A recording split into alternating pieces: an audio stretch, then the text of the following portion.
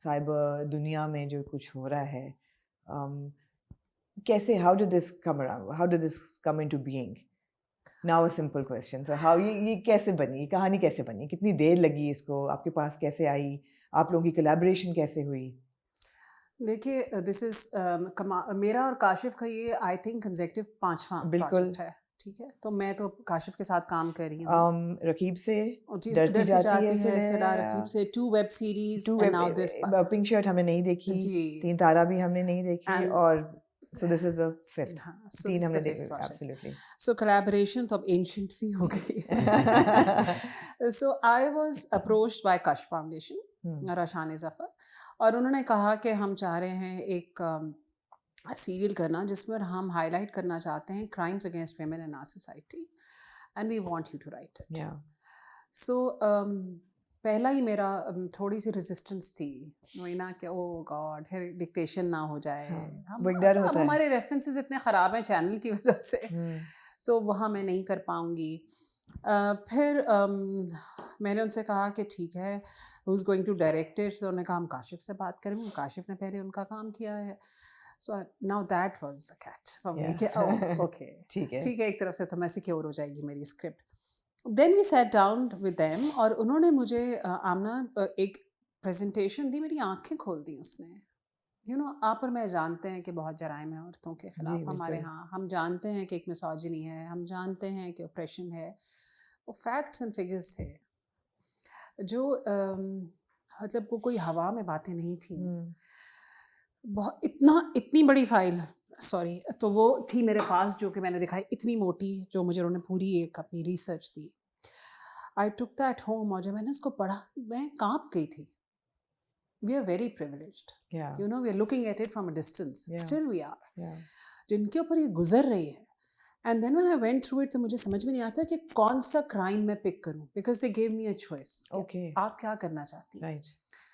And then I thought the most relevant crime جو کہ ہے, جو کہ بہت rampant ہے, اور جو کہ بہت آسانی سے ہو رہا ہے, اور جس سے you can get away with, is the cyber crime. And against women. اور تو دین آئی سیڈ کہ this is what I want to do. The beauty of your script is کہ یہ پاکیزہ کی جو کہانی ہے, ایسی کہانی نہیں ہے جس میں میں اور آپ گزرے ہوں, یا بہت ساری عورتیں, بہت سی فیملی ایشوز سے ریلیٹ کرتی ہیں عورتیں, یہ اس سے اتنی ریلیٹیبل نہیں ہے. پھر بھی people have connected to Pakiza the character on a personal level. Her story has become personal, I feel, for every viewer, for every woman. یہ آپ کی جیت ہے کہ آپ نے کیسے اس کو پرسنلائز کیا, اور وہ کیریکٹر کو دکھانے میں جتنی انٹریکسیز ہیں, جتنی لیئرز ہیں, اور وہ بڑا ایک ریئل کیریکٹر ہے. ایسا نہیں کہ وہ ایک سینیٹائزڈ دھلاوا اور ایک ٹیلی ویژن کے ٹرمز میں ایک پاکیزہ سا ایک کیریکٹر ہے, وہ بڑی ریئل کیریکٹر ہے. It was all script. وہ آپ لے لیتے ہیں کریڈٹ, کبھی کبھی آپ کا نہیں بھی ہوتا تو لے لیتے ہیں. اس میں مسئلہ ہے کہ لیا نہیں جا سکتا, کیونکہ اسکرپٹ اسکرین پہ آیا ویسے جیسے لکھا گیا ہے. اس میں جب دوسرے رائٹر کے ساتھ کام کر رہا تھا ہوں, I started as a writer, so میری اسکرپٹ پہ بہت اپنی ورکنگ ہوتی ہے. بیگل کی اسکرپٹ میں مجھے یہ سہولت ہوتی ہے کہ اسکرپٹ اتنا جمع ہوا آیا ہوتا ہے, اتنی مضبوطی سے گڑا ہوتا ہے اپنی روٹس کے ساتھ. سو یہ اسکرپٹ جیسے آیا تھا ویسے گیا ہے, اس میں کوئی چینجز نہیں ہیں, اس میں کوئی ایڈیشنس نہیں ہیں. اس کے مجھے کہیں کچھ کاٹنا پڑ گیا, وہ ڈیوریشن کی وجہ سے, کوئی لمیٹیشن ہماری کہ بھی اتنے منٹ کا جاتا ہے کون ہے, اور ادروائز جیسے آیا ہے ویسے ہوا ہے. آپ جو بات کر رہی ہیں کہ وہ ریلیٹیبل اور کنیکشن کیسے ہوا, اس کی وجہ یہ ہے کہ سارے کریکٹرز گرے میں ہیں. کوئی بھی کریکٹر ایسا نہیں ہے جو آپ کا دیکھا بھالا نہ ہو. بالکل آپ ریلیٹ کر سکتے ہیں. آپ نے دیکھے ہیں زندگی میں لوگوں کو ٹراما کو پروسیس کرتے ہوئے, لوگ آپ کو پتہ ہوتا ہے کہ بھائی کون کیسے کرے گا, مختلف طریقے سے کرتے ہیں. ہمارے یہاں کبھی کسی نے ڈسکس ہی نہیں کیا کہ ٹراما کو کیسے ڈیل کر رہے ہیں لوگ. بالکل. سو اس میں لوگوں کو سمجھ نہیں آ رہی, میں آپ کو آنیسٹلی بتاؤں کہ وہ کیوں کنیکٹ کر رہے ہیں. لیکن اس کی وجہ یہ ہے کہ یہ ان کے دیکھے بھالے کریکٹرز ہیں, یہ ایموشن ان کا دیکھا بھالا ہے, لیکن اس کو نئے اینگل سے دکھایا جا رہا ہے. سو یہ اس کی خوبصورتی ہے اس رائٹنگ کی, اس اسکرین پلے رائٹنگ. اور دوسرا ایک اور بھی ہے کہ ہمارے ہاں ہمیشہ رائٹر کو داد ملتی رہی ڈائلاگ پہ. کبھی آپ نے سنا یار اس کا اسکرین پلے بہت اچھا, اس کی کریکٹرائزیشن بہت اچھی, تو وہ جو تالی پیٹتی ہے نا وہ ڈائلاگ پہ پیٹتی ہے یار, بہت ڈائلاگ بہت اچھا لگتا ہے. شاید لوگوں کو اتنی سمجھ بھی نہ ہو کہ ڈائلاگ میں اور اسکرین پلے میں کیا فرق ہے. ایگزیکٹلی. تو اب یہاں پہ نا کوئی یہ نہیں کہہ رہا کہ اس کے ڈائلاگس بہت اچھے.